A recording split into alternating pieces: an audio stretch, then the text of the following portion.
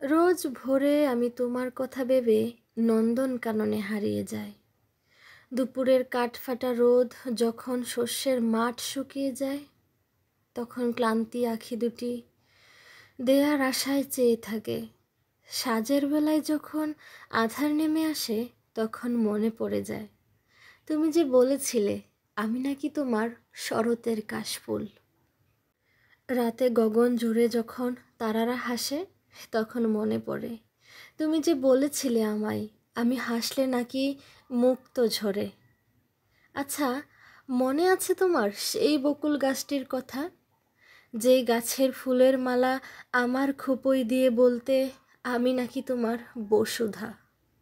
ইস, তোমাকে তো বলাই হলো না, আমি আর যাইনি কখনো সেই বকুল তলায়। শুনেছি মাত্র গাছে নাকি আর ফুল ফুটে না, পাতাগুলোও নাকি ঝরে গেছে। যখন অশ্রুসিক্ত আঁখি তুলে মেঘাচ্ছন্ন আকাশের দিকে তাকিয়ে থাকি, তখন মনে হয় এক পলকে যেন মেঘগুলো হারিয়ে যাচ্ছে কোনো এক পর্বতের আড়ালে। আকাশটা শুধু বেদনার নীল শাড়ি দিয়ে নিজেকে জড়িয়ে রেখেছে।